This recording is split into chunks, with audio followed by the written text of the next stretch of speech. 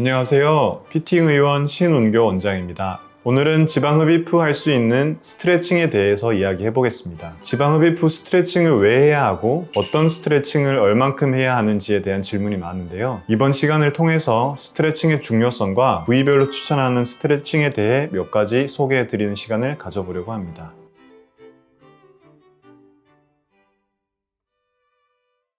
지방흡입 후 스트레칭은 왜 해야 할까요? 지방흡입 후 스트레칭을 해야 하는 이유는 크게 두 가지가 있는데요. 우선 첫 번째는 부종의 감소입니다. 지방흡입을 하면 지방 조직에 많은 상처를 주기 때문에 주변 조직이 붓게 됩니다. 이 붓기는 림프관을 통해서 빠져나가게 되는데요. 보통 림프관은 지방흡입을 할 때 파괴되었다가 일주일 정도를 기점으로 점차 재생이 됩니다. 이때 림프관 주변의 근육이 수축을 하게 되면 림프관을 통한 배액이 가속화되고 붓기가 빠르게 줄어들 수 있습니다. 두 번째는 유착의 예방입니다. 지방흡입 후 발생한 상처는 시간이 지남에 따라 일련의 회복 과정을 거치게 되는데요. 이때 해당 부위를 사용하지 않고 가만히 있게 되면 그 모양 그대로 조직이 아물게 되고 유착도 그 모양 그대로 형성이 됩니다. 그렇게 되면 유착 때문에 아문 조직이 매끈하지 않게 보이고 가동 범위에도 제한이 생기게 됩니다. 물론 많은 시간이 지나면 결국에는 유착이 풀리기는 하지만 이상적인 결과를 얻는데 불필요하게 많은 시간이 소요되게 됩니다. 즉, 이러한 두 가지 목적을 위해 지방흡입 후 스트레칭은 꼭 해주어야 합니다. 지방흡입 후 부위의 근육을 적당히 수축하고 이완하는 것이 수술 후 결과에 많은 영향을 끼치게 됩니다. 지방흡입 후 부위별 추천하는 스트레칭은 어떤 것들이 있나요?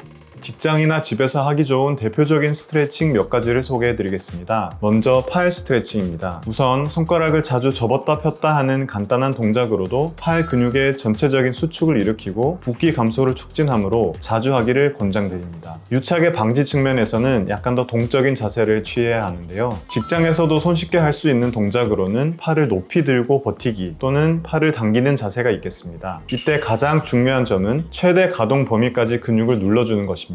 보통 많은 분들이 스트레칭을 할 때 수술 부위에서 찢어지는 고통이 느껴지기 때문에 무서워서 아프기 전까지만 스트레칭을 하시는 경향이 있습니다. 하지만 그렇게 스트레칭을 하시면 매끈한 라인을 방해하는 유착의 생성을 예방할 수 없습니다. 다리를 찢을 때처럼 아픈 지점에서 약간만 더 팔을 늘려주신다는 생각으로 스트레칭을 해야 조직이 매끄럽게 아무는 효과를 볼 수 있습니다. 집에서 스트레칭을 할 때는 고무 튜브 같은 기구를 이용해서 다양한 방향으로 팔을 움직여주는 것도 좋고, 워낙 어깨나 팔이 뻣뻣하신 분들은 벽과 같이 고정된 구조물을 잡고서 팔을 서서히 눌러주는 스트레칭도 도움이 됩니다. 다음으로 복부 같은 경우는 허리 돌리기, 뒷짐지고 하늘 보기, 좌우로 허리 눌러주기가 도움이 될 수 있는데요. 특히 요즘 직장인들은 장시간 의자에 앉아 근무하게 되는데 1시간 간격으로라도 해당 동작을 해주시면 크게 도움이 됩니다. 집에서 매트를 깔고 하기 좋은 동작으로는 흔히 알고 있는 코브라 자세나 고양이 자세, 바로 누운 자세에서 옆으로 다리 넘겨주는 자세가 있을 수 있고, 특히 앞 복부에 바본이 생기는 경우가 많으므로 코브라 자세를 많이 추천해 드리고 있습니다. 마지막으로 허벅지입니다. 앉아서 근무하는 직장인들의 경우에는 앉아있는 상태에서 발목을 위아래로 들었다 놨다 하는 간단한 동작으로 다리 림프 순환을 자극하기 때문에 붓기 감소에 많은 도움이 됩니다. 쉬는 시간에는 일어선 상태에서 다리를 앞뒤로 굽힌 채로 버티는 동작, 좌우로 다리를 드는 동작을 해주시면 됩니다. 집에서 매트를 깔고 하기 좋은 동작으로는 눕거나 엎드린 자세에서 다리를 접고 버티는 동작이나 앉은 자세에서 발바닥을 맞대고 무릎을 최대한 펴주는 자세를 많이 추천드리고 있습니다. 허벅지의 경우 상대적으로 붓기가 오래가는 편이기 때문에 스트레칭과 더불어 매일 30분 정도의 간단한 산책을 병행해 주시면 붓기 빠지는데 큰 도움이 됩니다. 제가 이번에 소개해드린 동작은 일상에서 큰 무리 없이 할 수 있는 대표적인 동작들 몇 가지만 소개해드린 것이고요. 해당 부위의 근육을 수축 및 이완시키는 스트레칭 동작은 모두 도움이 된다고 생각하시면 됩니다.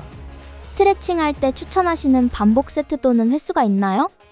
정확히 딱 정해진 바는 없으나 저 같은 경우에는 최대 가동 범위에서 10초 이상 버티고 한 세트당 10회 이상 반복하여 하루에 2개에서 3개 정도의 세트를 하는 스트레칭을 권장드리고 있습니다. 보통 압박복을 입는 낮에는 최대 가동 범위까지 스트레칭이 하기 힘들기 때문에 압박복을 벗는 저녁에 따로 시간을 내서 스트레칭을 해주는 것이 좋습니다. 특정 부위의 통증이 너무 심하신 분들은 저녁에 퇴근 후에 따뜻한 물로 샤워를 해서 근육을 충분히 이완시킨 후 스트레칭을 하는 것도 도움이 됩니다. 하지만 앞서 말씀드렸듯이 스트레칭에 시간을 내기 힘든 분이라면 일상에서 수술 부위를 자주 사용하고 그리고 가볍게 풀어주는 것만으로도 어느 정도 충분히 효과를 볼 수 있습니다. 아프다고 해당 부위를 사용하지 않고 가만히 두는 것이 가장 좋지 않다는 것을 꼭 명심해 주시기 바랍니다. 스트레칭 할 때 그 밖에 주의해야 할 것이 있나요? 수술 초기에 너무 과도한 빈도와 강도로 스트레칭을 하는 것은 오히려 지나친 염증 반응을 일으킬 수 있으므로 회복에 방해가 될 수 있습니다. 수술 후 일주일까지는 해당 부위를 가볍게 사용하거나 돌리는 정도로만 스트레칭을 하시고 이후에는 수술 전 정상 가동 범위까지 도달하는 것을 목표로 하여 스트레칭의 빈도와 강도를 점진적으로 올려가셔야 합니다. 수술 부위를 직접 압박하는 폼롤러 같은 기구도 1에서 2주 정도의 급성기가 지나고 나서 사용하는 것을 권장드리고 있습니다. 오늘은 지방흡입 후 스트레칭에 대해서 알아보았는데요. 스트레칭 시 가장 중요한 점을 3가지로 정리해보자면 첫 번째, 수술 부위를 최대한 자주 사용할 것. 두 번째, 스트레칭 시에는 근육을 최대 가동 범위까지 충분히 이완시킬 것. 세 번째, 스트레칭의 강도를 점진적으로 늘려갈 것으로 정리를 할 수 있겠습니다. 수술 후 이상적인 결과를 빠르게 얻기 위해서 스트레칭은 꼭 해주시기를 당부드리며 이상 피팅의원 신운교 원장이었습니다.